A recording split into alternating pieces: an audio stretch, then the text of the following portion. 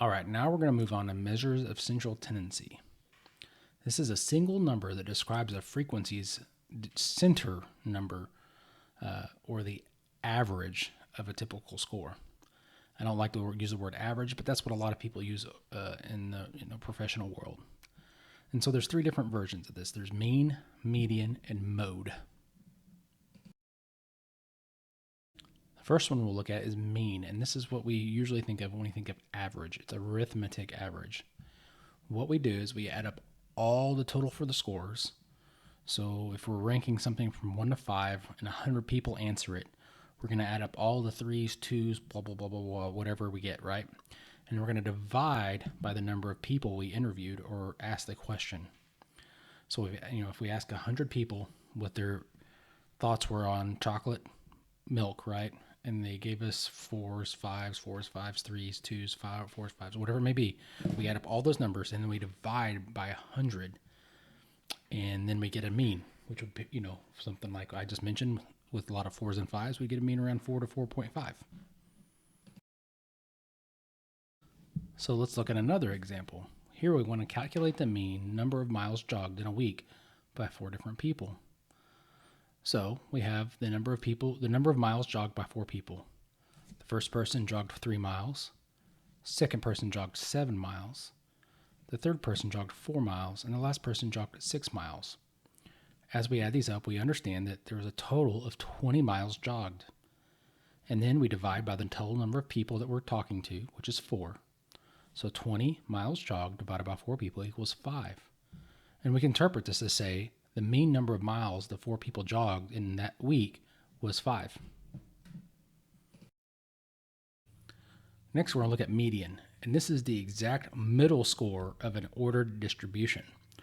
So what we want to do here is we want to arrange the scores from lowest to highest or vice versa.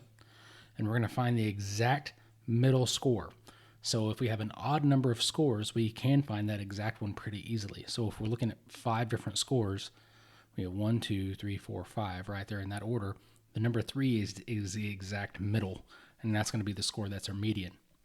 If we have an even number of scores, like from 1 to 6, what we're going to do is we're going to take the 2 middle scores and calculate the mean of those 2 scores, right? So if we've got 100 different numbers and we get it down, if we order it from least to most, and the 2 scores are 60, the 2 middle scores that are right in the middle are 66 and 68, we take the average of just those 2 and we get a 67. And that's how we get the mean. So let's take a real easy example. We're going to calculate the median performance scores of 3 employees. So we have 3 employees and they had a rating of 5, 7, and 8. What we want to do is we want to order them from least to most, right? So we did that, 5, 7, 8. And so we can say the median score is 7. We will arrange them from high to low, and 7 is in the exact middle. So overall, we can say the median performance score of the 3 rated employees is a 7. All right, let's take another example. We want to calculate the median performance scores of 4 employees, and the scores are 5, 7, 8, and 8. Since we have an even number of scores, we're going to take the 2 very middle scores, which is 7 and 8. We're going to add them together and then divide by 2. So if we have 7 and 8 and we add them together, that equals 15, and divided by 2 is 7.5. We're not going to take the overall mean. We're just taking the mean of the middle 2. And that's how we get the median score of 7.5. And remember, you only do this if you have an even number of scores.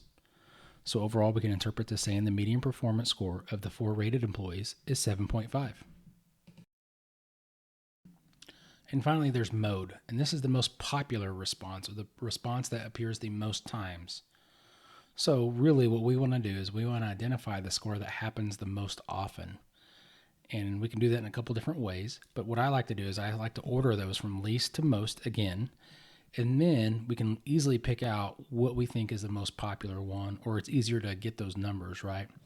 So here we've got the scores of 5, 7, 8, and 8 from our previous example.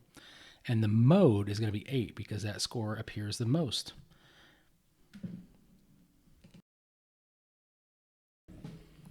All right, so here's some rules for using average. Overall, you don't want to use mean when you have some extreme scores. So if you've got a bunch of people that are answering on a scale of 1 to 10, you've got a lot of people saying 7 and 8, and you've got like just a couple that are saying 1 or 2, that's an extreme score, right? So you don't want to use mean. That's going to be thrown off by that extreme score. What you want to do is look at if you've got a small sample group with an extreme score, we're going to use median, right? So what's the very middle most? If you have a very large sample with some extreme scores, you're going to look at the mode, which one reappears or is most often selected.